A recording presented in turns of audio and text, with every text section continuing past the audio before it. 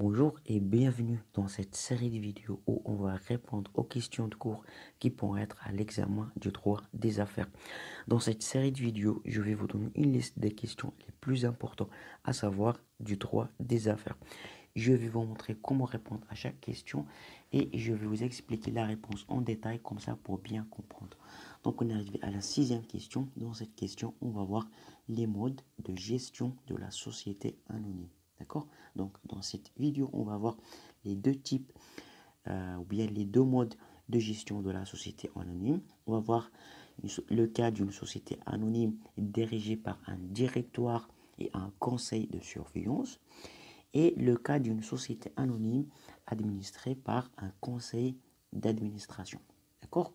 Donc, on va commencer avec le cas d'une société anonyme dirigée par le directoire et le conseil de surveillance. D'accord? Donc, dans ce mode, ce qu'il faut retenir, c'est qu'il y a une différence ou bien une dissociation entre les fonctions de gestion et les fonctions de contrôle. Dans ce cas-là, la société est dirigée par un directoire sous le contrôle d'un conseil de surveillance.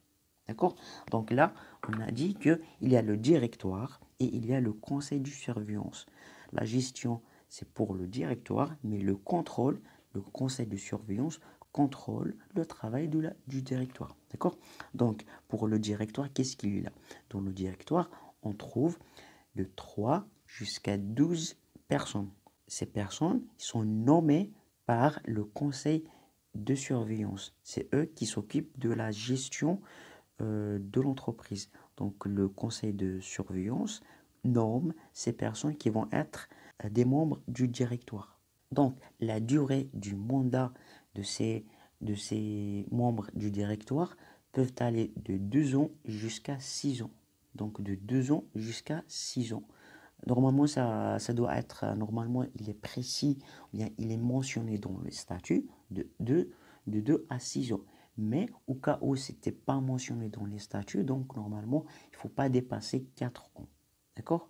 Donc, comme j'ai dit, on peut avoir de 3 à 12 personnes membres du directoire. Et au cas où la société anonyme, son capital est inférieur à 1,5 million de dirhams ou bien 150 000 euros, on peut trouver qu'une seule personne, un directeur qui peut assurer la direction générale. D'accord? On appelle ça directeur unique. D'accord? Donc c'est ça le directoire. Et pour le conseil de surveillance, donc pour le conseil de surveillance, cet organe assure le contrôle du travail du directeur. Et les membres du conseil de surveillance, on peut avoir de 3 jusqu'à 12.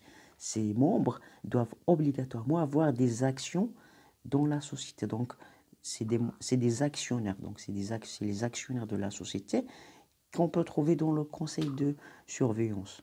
Et une autre chose qu'il faut savoir, c'est que on ne peut pas trouver une personne membre du conseil de surveillance et en même temps membre du directoire. Ça, c'est pas possible. On ne peut pas le trouver. Donc, le conseil de surveillance nomme les personnes qui vont être au directoire et aussi peuvent les révoquer. Ils peuvent les révoquer, ils peuvent dire, voilà, on peut révoquer cette personne, mais tout simplement la décision finale sera au niveau de l'Assemblée générale. Eux, ils peuvent dire, ils peuvent proposer des personnes, mais la décision finale va être dans l'Assemblée générale. Et aussi, ce qu'il faut savoir, c'est que le président du conseil de surveillance ne peut pas être une personne morale. Ça, obligatoirement, ils doivent être une personne physique. D'accord? Donc, en général, c'est ça le mode du directoire. C'est ça le cas d'une société dirigée par un directoire et un conseil de surveillance. D'accord? Donc, on va passer au deuxième mode qui est le cas d'une société anonyme administrée par un conseil d'administration. Donc, tout simplement, un conseil d'administration, tout simplement, ça s'occupe de fixer les orientations de l'activité et le contrôle de la mise en œuvre de l'application de ces orientations. Donc, il les comprend entre 3 à 18 membres administrateurs.